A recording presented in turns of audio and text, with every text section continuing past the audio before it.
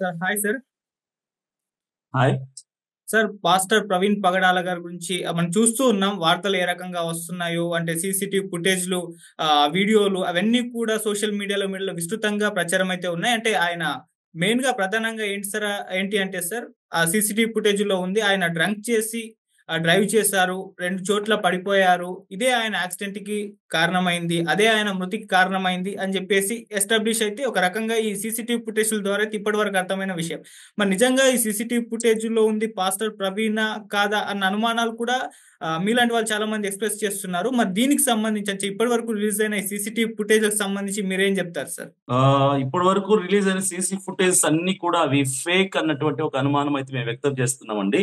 హ్మ్. ఎందుకంటే మాకు ఆ మరణం ఎక్కడైతే జరిగిందో, ఆ ఇన్సిడెంట్ జరిగినటువంటి సంఘటన స్థలంలో సీన్ ఆఫ్ అఫెన్స్ లో చాలా ప్రశ్నలున్నాయి కానీ, ఇంతవరకు ఒక్క ప్రశ్నకు కూడా ఆన్సర్ అనేది మాకు దొరకలేదు. ఇంతవరకు ప్రభుత్వం వాళ్ళు కూడా దానికి సరైనటువంటి సమాధానాలు ఇవ్వలేదు. కాబట్టి ఆ అనుమానాలు అలాగే ఉన్న మాకు ఇప్పుడు ఎన్నో ఫుటేజెస్ చూపించి అక్కడ ప్రవీణ్ పగడాల గారే అంటే నమ్మటానికి యావత్ క్రైస్తవ సమాజం అంతా కూడా అగ్రి చేయటానికి, యాక్సెప్ట్ చేయటానికి అనుకూలంగా లేదు. మాకు 2 అనుమానాలున్నాయి. ఒకటి, ఎవరినో పెట్టి డ్రెస్, హెల్మెట్, మాస్క్, ఫోను అన్నీ కూడా హ్యాండ్ ఓవర్ చేసుకొని, ఆయన్నెక్కడో కంట్రోల్‌లోకి తీసుకొని, వేరే వాళ్ళతో ఇవన్నీ చేయించుండాలి. ఎందుకంటే, మీరు బాగా అబ్జర్వ్ చేస్తే అక్కడ ఆహ్, ఓన్లీ సీసీ కెమెరాస్ ఉన్నటువంటి ప్రాంతాల్లోనే ఆ బండిలో తిరగటం, ఆ సీసీ కెమెరా పర్యవేక్షణలో ఉన్నటువంటి వైన్ షాప్స్ దగ్గరికెళ్ళటం, ఇదంతా వాంటెడ్‌లీ స్క్రిప్టెడ్‌గా అనిపిస్తుంది హ్మ్. క్లియర్‌గా. ఓకే. అంటే మీకు అంత డౌట్ రావడానికి గల కారణం ఏంటి సార్? ఇప్పుడు ఎవరో ప్రత్యేకంగా సీసీటీవీ ఫుటేజ్‌లు అవన్నీ కూడా ఫ్యాబ్రికేట్ చేయడం గల కారణం ఏమై ఉంటుందంటారు? మీకు ఆ డౌట్స్ రావడానికి గల కారణం ఏంటి సార్?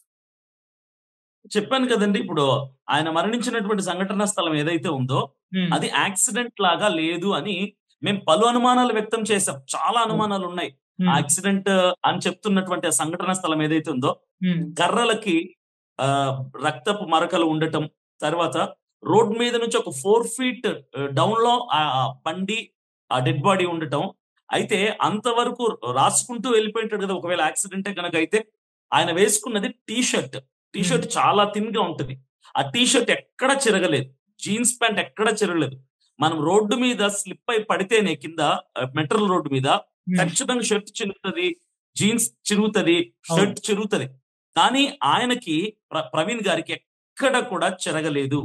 నేను హ్మ్. చూసాను, దగ్గరుండి చూసాను. ఆయన మార్చురీలో ఉన్నప్పుడు ఆయన బాడీని పరిశీలించి మరి దగ్గర నుంచి చూసాను. 2 సార్లు చూసాను నేను. ఓకే. ఎక్కడ కనీసం ఒక దారం కూడా ఊడిపోలేదు ఆ డ్రెస్‌కి. కాబట్టి డౌట్స్ ఉన్నాయి. ఇంకోటి, ఇప్పుడు మీరు చూపించినటువంటి ఫుటేజ్ చాలా ఉన్నాయి కదా! ఈ హ్మ్. వైన్ షాప్ దగ్గర బైక్ నడుపుతూ హ్మ్. ప్రతి చోట కూడా చూడండి హ్యాంగ్ చేసున్నాయి. ఆ స్పెక్టికల్స్ ఏవైతే ఉన్నాయో బ్లాక్ కలర్ స్పెక్ట్స్ హ్యాంగ్ చేసుకొని ఉన్నాడాయన. అయితే ఆహ్, ఆ మరణించినటువంటి సంఘటనా స్థలంలో ఒకవేళ యాక్సిడెంటే గనక అయ్యుంటే, ఇక్కడ హ్యాంగ్ చేసినటువంటి ఆ స్పెక్ట్స్ ఏమవ్వాలి? ఒక మనిషి చనిపోయేంత యాక్సిడెంట్ అవుతే? ఖచ్చితంగా పగిలిపోవాలి. ఎందుకు పగిలిపోకుండా ఉంటాయి? అది ఐరన్ మెటల్ కాదు కదా! స్టీల్ మెటల్ కాదు కదా! జస్ట్ అది ఫైబర్ లేదా ప్లాస్టిక్‌తో చేసినటువంటి మెటల్. ఖచ్చితంగా పగిలిపోయి నుజ్జు నుజ్జు అయిపోవాలి. కానీ ఆ డెడ్ బాడీ పక్కన ఆహ్, ఫోల్డ్ చేసి 2 హ్యాండిల్స్ కూడా నీట్‌గా ఉన్నాయి. ఫోల్డ్ చేసి ఎలా ఉన్న స్పెక్ట్స్ అలా ఉన్నాయి. ఎవరు పెట్టారు పక్కన? ఇంకోటి, ఆయన మాస్క్ పెట్టుకొని ప్రతి ఫుటేజ్‌లో కూడా మాస్క్ పెట్టుకొని ఉన్నాడు. ఆ వ్యక్తి ఎవరైతే ఉన్నారో అతను. ఆ మాస్క్ కూడా ఒకవేళ యాక్సిడెంటే అయితే అది తెగిపోయి ఎలాస్టిక్ ఉంటది ఇయర్స్‌కి. అవి తెగిపోయి ఎక్కడో ఎగిరిపోయి ఉండాలి. లేదంటే ఆ మొఖానికి అలాగే ఉండాలి. కానీ ఎక్కడ ఎగిరిపోలేదు.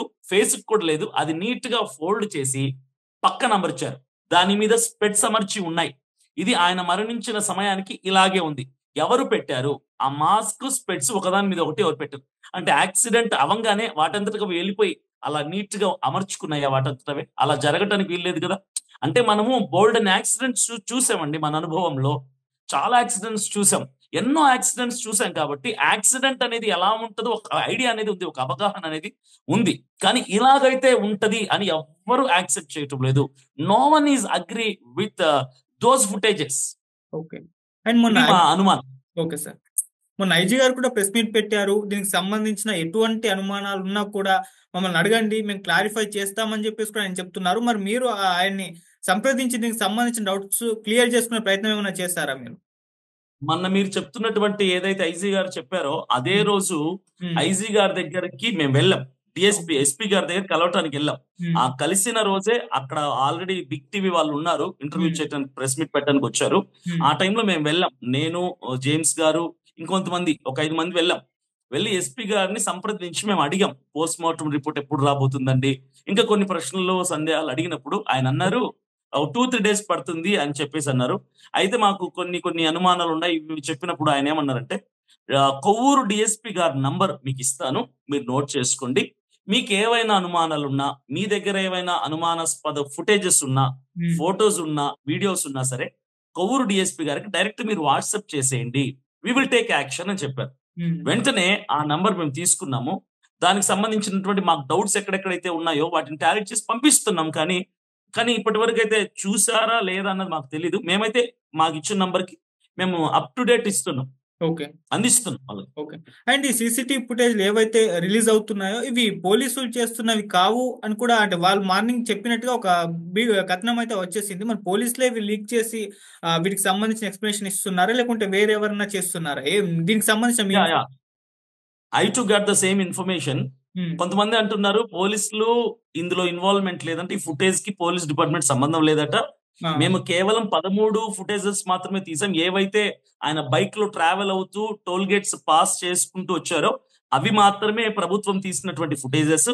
ఆ వైన్ షాప్ దగ్గర కానీ ఆ సందర్భంలో ఎక్కడా కూడా మేము ఇంతవరకు బయట తీసిన ఫుటేజెస్ కాదని ఆ పోలీస్ డిపార్ట్మెంట్ చెప్తున్నట్లుగా కొన్ని వార్తలు ఉన్నాయి. కానీ ఇక్కడ మా డౌట్ ఏంటంటే, ఉమ్, ఇప్పుడు పోలీస్ డిపార్ట్మెంటే కనుక ఈ ఫుటేజెస్ తీయకపోతే, ప్రభుత్వం అనుమతి లేకుండా తీయకపోతే, వాళ్ళెవరో కొన్ని మీడియా ఛానల్స్ వాళ్ళు వాళ్ళ స్వలాభం కోసం తీశారు అనుకుందాం.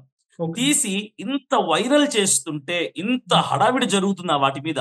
టోటల్ యావత్ క్రైస్తవ సమాజం అంతా ఆందోళనకు గురయ్యారు ఈ వైన్ షాప్ దగ్గర ఫుటేజెస్ కానీ, ఆయన తూగుతూ బండి నడుపుతున్న ఫుటేజెస్ కానీ చూసి. మరి ప్రభుత్వం వాళ్ళు ఎందుకు ఆ టీవీ ఛానల్స్ మీద యాక్షన్ తీసుకోవటం లేదు? ఉమ్, ఎందుకు వాళ్ళని హెచ్చరించడం లేదు? ఎందుకు కొనసాగుతుంటే వాళ్ళని ఆపటం లేదు? These are my questions. Um, వాళ్ళని నిలబెట్టాలి కదా. వీళ్ళకి సంబంధం లేకుండా, వీళ్ళ ఇన్ఫ్లుయెన్స్ లేకుండా, వీళ్ళకి ఇన్ఫర్మేషన్ లేకుండా వాళ్ళు కనుక టీవీ ఛానల్స్ లో వాటిని టెలికాస్ట్ చేస్తుంటే ఎందుకు పోలీస్ డిపార్ట్మెంట్ వారు వారి మీద యాక్షన్ తీసుకోవటం లేదు, వాటిని ఆపటం లేదు? ఓకే. అండ్ మీరు అంటే మామూలుగా ఇటువంటి ఫుటేజ్‌లు రావడం, ఈ స్పెక్యులేషన్ స్టోరీస్ రావడం ఇవన్నీ చూస్తున్నాం గదా! మీలాంటి వాళ్ళు కొంతమంది దీని మీద ఏమైనా ఫ్యాక్ట్ ఫైండింగ్ చేసే ప్రయత్నం ఏమన్నా చేస్తారంటే నిజంగా ఏం జరిగింది? ఎక్కడి వరకు ఎక్కడ నుంచి ట్రావెల్ చేస్తారు ఆయన అని జెప్పేసి అలా మీరు కూడా ఒక ప్రయత్నం ఏమన్నా చేసారా? దీనికి సంబంధించి ఫ్యాక్ట్ ఫైండింగ్ మేము కనుగొనడానికి? ఒకటండి. ఇప్పుడు హ్మ్. నేనే కాదు, టోటల్ యావత్ క్రిస్టియన్ సొసైటీ మొత్తం, హ్మ్. 2 రాష్ట్రాలు మాత్రమే కాదు, పక్కన ఉన్నటువంటి కర్ణాటక, తెలంగాణ రాష్ట్రపు ప్రజలు కూడా కొంతమంది హ్మ్. దీని మీద ఇప్పుడు ఏంటంటే, విషయం ఏంటంటే ఆశ్చర్యపోయే విషయము, హ్మ్. ప్రతి ఒక్కరు ఇన్వెస్టిగేషన్ చేస్తున్నారు దీని మీద, ఓకే. చిన్న పిల్లలతో సహా.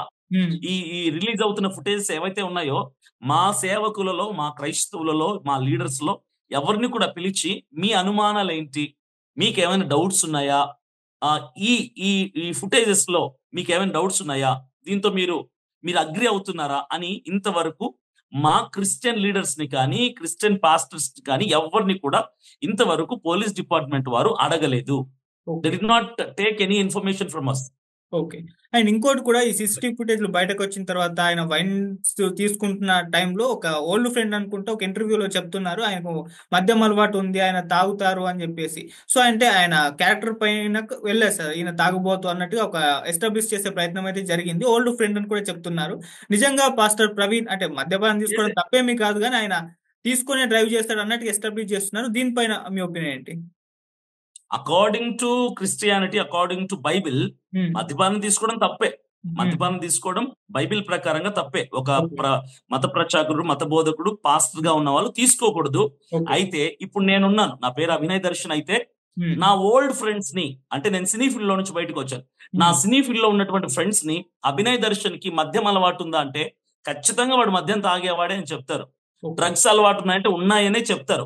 హ్మ్. నన్ను, నా కోసం ఏదైనా ఇన్వెస్టిగేట్ చేయాలి, ఏదైనా సమాచారం సేకరించాలి అనుకుంటే, హ్మ్. నేను ఇన్సిడెంట్ ఇప్పుడు జరిగితే ఈ రీసెంట్ గా ఉన్నటువంటి ఫ్రెండ్ సర్కిల్ అడగాలి. అంటే లాస్ట్ 5 ఇయర్స్, లాస్ట్ 4 ఇయర్స్ నుంచి నాతో ఎవరైతే ట్రావెల్ చేస్తున్నారో, నేను సేవలేక అంటే దేవుళ్ళకి వచ్చాక ఎవరితో ట్రావెల్ చేసిన వాళ్ళని అడిగితే నా అలవాట్లేంటి, నా పద్ధతులేంటి, నేనేం తీసుకుంటాను,